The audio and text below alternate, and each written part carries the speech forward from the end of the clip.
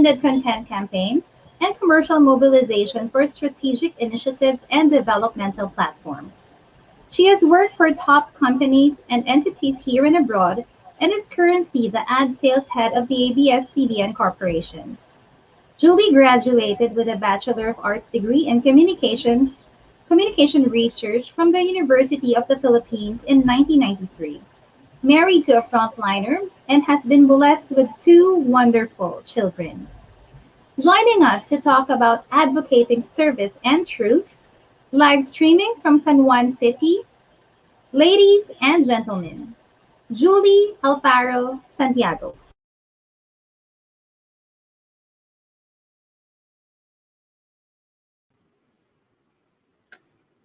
Hi, everyone. So happy Saturday. In spite of what's happening out there, I think we owe it to ourselves to be happy and positive. And thank you, Angie, for the introduction. So again, I'm Julie Alfaro-Santiago. I'm the founding trustee for the UP Debate Society Alumni Association. Professionally, Angie gave you all the details. I am an ad sales professional. I've spent 22 years in aggregate with the Kapamilya uh, network, okay? And aside from that, I've also had my stint outside of the network. So for a while, I was COO for Hinge Inquirer, and then I was also director for Turner International Asia Pacific. But this afternoon, I want to set aside all those titles. And in all simplicity, as you can see, I will talk from the heart of an advocate. So I'm an advocate of truth and sense. Truth and sense, right? Inner sense, we need that. It is a life skill that everybody has to possess, especially in this digital age. And being exposed to the rudiments of dialogue, constructive argumentation, and debate, you know, this is one thing that builds that inner sense of truth, that inner sense of critical thinking, and of trying to uncover what is propaganda from reality. It kind of sounds highfalutin. That's why, I come here in all simplicity as a symbol to say that all these things are really, they're nothing to be scared of. They're nothing to be frightened about. These are things that we can teach the children. And I actually put that together with a group, a big plan to work with the DEP and the LGU to start holding hands with the teachers of the primary school level in the marginalized sectors of education. So why is this? Truth. That's really important nowadays. There's a lot of fake news going around. Children, they're always on screen and they're fed with all these stimuli. What do they really know about fact check, about censorship, right? Now, um, the the art of debate, critical thinking, that's taught in schools, yes, but only in the private sectors, right? And not even all the private schools have it, either as part of the curriculum or extracurricular, right? But what we want to do is to make sure that this kind of exercise, this kind of discipline also reaches the broader base of our society. And yes, we start with the children, we start the teachers that move the minds of the young Filipinos. And you know what? This is the saucy part of my story. You might want to ask, okay, an ad sales girl, she's all about numbers, right? Hit this level of sales, hit your target. How are you performing monthly, quarterly, yearly? How did you perform versus yourself or your team last year? It's all about numbers. But why am I doing this? How did I stumble upon this advocacy? I guess it's a story that may actually affect all of you. You may relate to it, right? Because Filipinos, to begin with, are people who love to serve. I don't know if it's our Catholic upbringing, but maybe rooted in Catholicism, there is this sense of charity in our family. And as we evolved, whether we're still Catholic and devout or we're agnostic or somewhere in between, that sense of service that started in the family is ingrained in us, in our children, the next generation. The thing is, most of the time, it only ends there with the family, with your immediate circle. To be honest, we should transcend that. And it doesn't need wealth, it doesn't need popularity.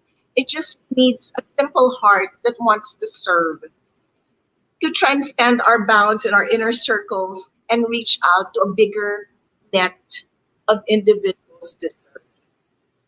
So my journey could be similar to yours. How did I find my truth in service? First and foremost, aside from being honed in the family, I was also very active in school. I was active in leadership positions, and I was also very active in Catholic organization. Now, that came from home, right? But as I progressed professionally and as I matured in wisdom and age, I sat down and asked myself several times, what can I do to give back? What can I do to have relevance beyond myself, beyond my circle, beyond my family? You know what? I stumbled into my truth and I stumbled into the reality of the kind of service I want to give. And it all took women, women who opened up my heart and primed me for it until the time that I was right. The first woman to prime me was my sister. She, along with Professor Ramona Flores, they established the UP Debate Society 29 years ago, right? It started with seven debaters who were active in high school, right? But they were also active in debating in elementary. The thing is, these were the creme de la creme schools. So coming into UP, putting up the UP Debate Society, they said, debate is for everybody. Whether you're good in English, whether you're a wide reader, it doesn't really matter. What matters is that you have this thirst for knowledge and truth. You want to know beyond propaganda, beyond all the words, beyond the clutter of noise. You want to know what the real deal is, right? And after 28 years, my sister had passed on. I was accidentally invited to an anniversary dinner. And there I was, surprised, in front of 250 alumni. And I was so shocked. I said, from a little organization, we have 250 alumni and 70 members at that time, the UP Debate Society. So from a silver anniversary event dinner, we said, how do we propel them to gold 25 years down the line? And then all of a sudden, it came, yes, this is my truth. It's been all around me. The debate society that my sister had left behind, along with her friends and co-founders, and along with her advisor, Mom Flores. How do we continue? So a little meeting, a little get together, we said, let's form the Alumni Association. Why? Because, I love UP, but I noticed that everyone in UP wants to. I don't. So I guess I'm not like everybody else. But what I noticed is that in this in this ambition to do something great, they become more individualistic, right? But these days, what's important is aggregation. Aggregation of people who want to do good, people who have the same vision, and people whose truth is the same. And so, with a group of fellow debaters, benefactors, um, ex debaters, and ex presidents, we put together the group. And so far, we've survived COVID. We've survived 3 years. And, you're doing well. Uh, we have a lot of plans working together with the DepEd and the LGUs to train teachers, give them the playbook of debate, English forensics, critical thinking, so that they can guide the youth of the Filipino nation to the future. They can guide them through digital and the lack of sense that's pervasive these days.